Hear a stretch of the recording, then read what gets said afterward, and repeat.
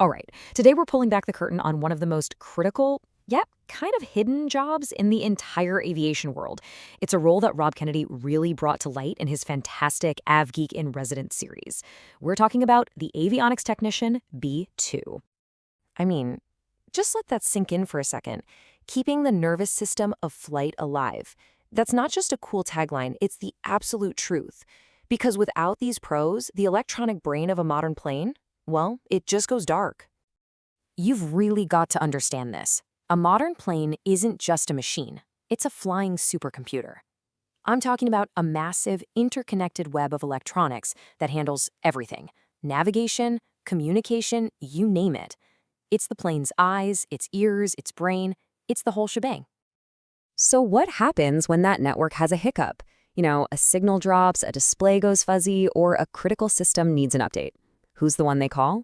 It's not the pilot. It's not your standard mechanic. Nope. You need a very specific kind of wizard for this job. So let's get into it. A plane's nervous system and the huge need for these B2 technicians. Okay, so what exactly is an avionics technician B2? Well, think of them as the brain surgeons for aircraft. These are the highly skilled pros who install, troubleshoot, and maintain all the electronic guts of a plane. Navigation, flight controls, radar, communications. If it's got a wire and keeps the plane in the air, it's their job. And here's the kicker. This is a huge deal right now. Airlines are rolling out these incredibly advanced new planes, which means they need more and more of these technicians. But here's the problem. A lot of the experienced folks are retiring, and there just aren't enough new people coming in to fill the gap. That creates an absolutely massive opportunity for anyone with the right skill set. All right, let's talk about keeping aircraft flying safely. What is the day-to-day work of a B2 technician actually like?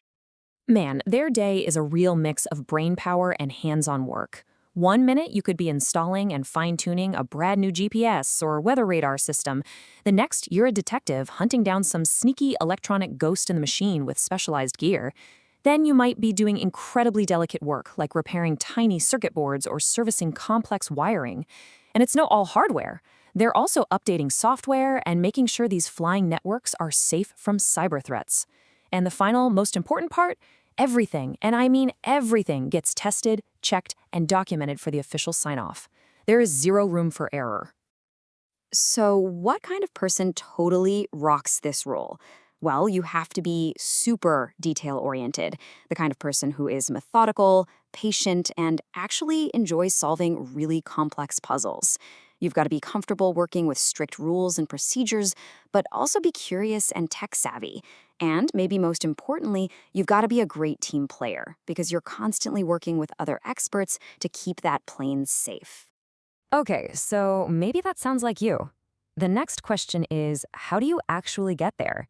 Let's look at the path to certification.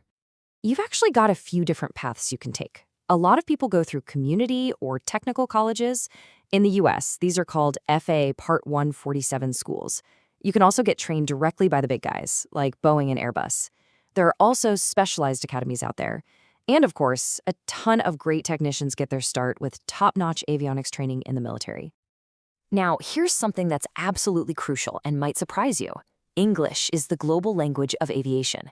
And we're not just talking about being conversational. You need to be fluent in technical English. Why? Because every single manual, safety directive, and technical document is in English. You have to understand the precise terminology, no exceptions. It's a non-negotiable part of the job. After your training, it's all about getting licensed, and the rules change depending on where you are in the world. So, for example, in the US, you're working towards an FAA certificate, which means passing written, oral, and practical exams. Over in Europe, it's the EASA license, which is more module-based. Canada has its own AME-E license that requires a good bit of experience. The bottom line is, no matter where you are, the standards are incredibly high, as they should be. So, you put in the work, you get that license, what's next? Well, this is where it gets really exciting. Let's talk about where this certification can take you. You might think it's just the major airlines, and sure, they're big employers, but the opportunities are way broader than that. You could work for the manufacturers themselves, like Boeing or Airbus. You could work for giant MROs, that's maintenance, repair, and overhaul companies. There are also jobs with defense contractors or even government agencies like NASA or the FAA.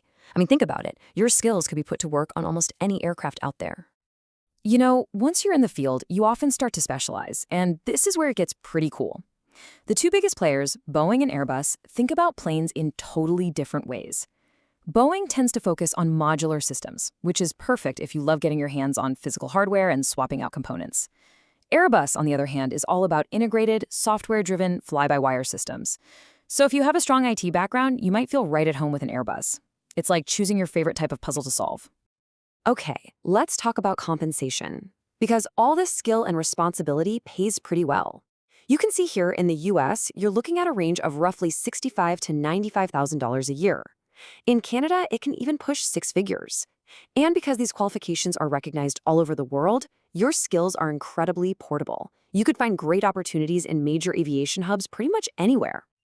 All right, let's bring this all together. Your skills are in demand. Let's talk about how your experience connects to the future of aviation. This is a direct message to anyone out there with a background in IT, telecommunications, or even broadcasting.